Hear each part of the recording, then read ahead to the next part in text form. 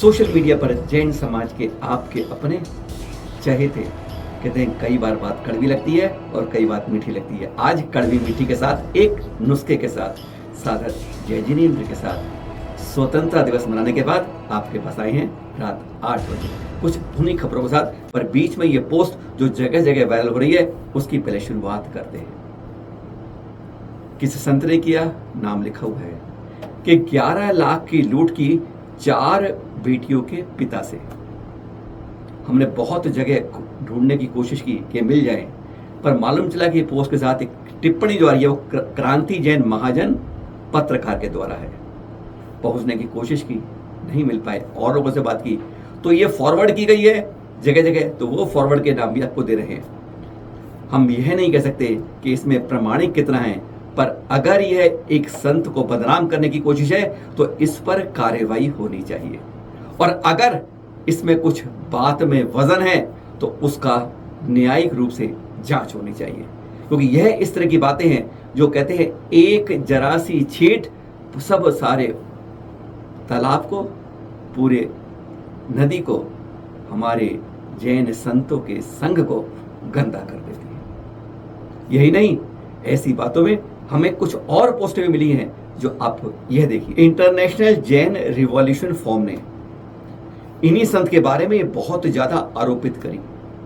इनके कई दावे विवादित थे कि ये कोई समाज चतुर्मास नहीं कराता है, कोई गैर कानूनी संस्था के रूप में चतुर्मास होता है, वहीं पर सारी राशि एकत्रित होती है। इस तरह के कई अनर्गल कहीं क्या कैसे आरोप है, आरोप प्रत्यारोप का एक बहुत लंबी पोस्ट इनकी भी मिली हुई है।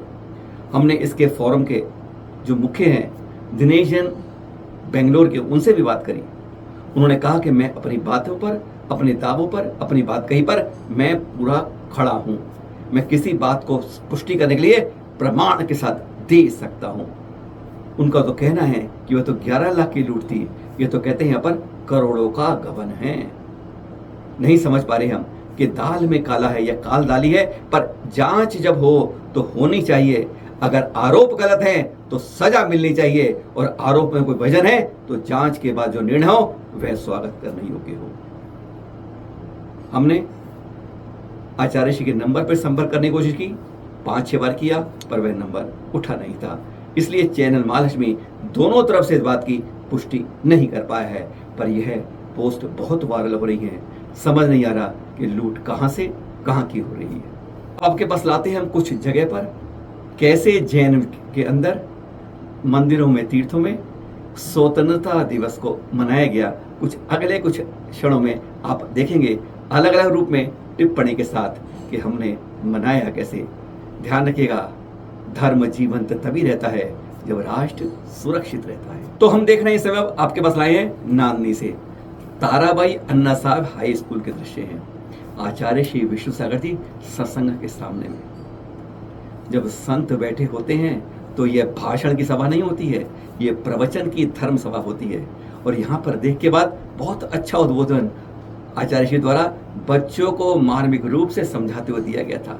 लेकिन यहाँ पर अफसोस तो यह था कि यहाँ पर ना बच्चों को शिक्षा दी गई और ना बड़ों में कोई ऐसी बात आई कि कहाँ पर हम बैठे हैं। इसमें से अधिकांश बूढ़े, युवा, जवान, एनसीसी के बच्चे और छोटे बच्चे, लड़कियां भी, उनमें से अधिकांश जूतों के साथ बैठे थे। बड़ा अफसोस होता है जब वहां पे करने वाली आयोजक जो करते हैं इस तरह की बातों को, ऐसी गरिमा को, जब संत बैठे हो और धर्म सभा चल रही हो, जब भगवानों के नाम लिए जा रहे हो, नमकान मंत्र जपा रहा हो, तब जूते लेकर हम बैठे हुए होते हैं, चाहे कुर्सी पर चाहे जमीन पर। यह बहुत शर्मसार बात है। हम लोगों को इतना, जो कमेटियां हैं उन्हें समाज के रूप में जागृत होने की बात है, पर जागृत किया यह तो लगता है कि बहुत बड़ी लापरवाही है। आचार्य श्री ने बच्चों को बहुत प्यार से समझाया, धर्म को कैसे जीवंत होता है बताया कि भाई तुम्हारे साथी को प्यास लगी है तो क्या करोगे। 100 बच्चे एक साथ बोले हम उसे पानी पिलाएंगे। आचार्य श्री ने अगले सेकंड में कहा बस यही तो धर्म होता है।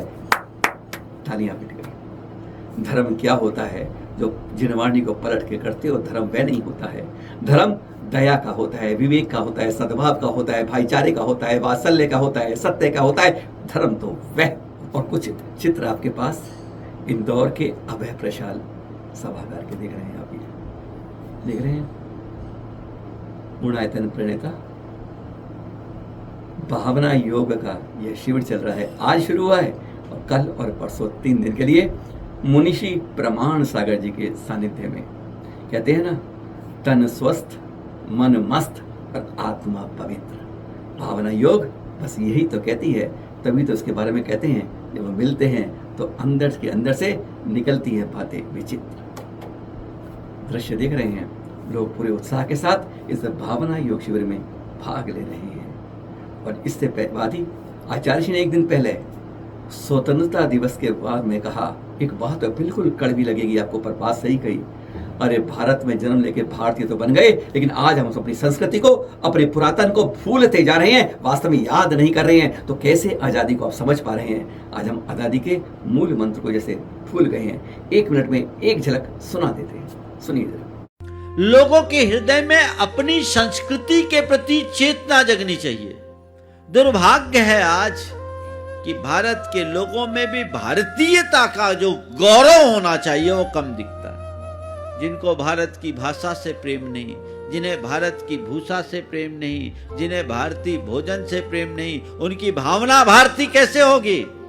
तुम्हारे हृदय में भारत की संस्कृति का गौरव होना चाहिए, निष्ठा जगनी चाहिए कि मैं उस देश का वासी हूं जिसे विश्व गुरु होने का श्रेय मिला है। मैं उस मिट्टी में पला बढ़ा हूं जिसने वसुधैव कुटुंबकम का संदेश सारे संसार को दिया है। मैं उस धरा में जन्मा हूं जहां श्री राम कृष्ण महावीर हुए, जहां भगवान ऋषभ देव हुए, जिनने सारे विश्व बंधुत्व का संदेश सारे संसार को दिया है। अपनी सांस्कृतिक निष्ठा को जगाइए। भारत को भारत बनाना है।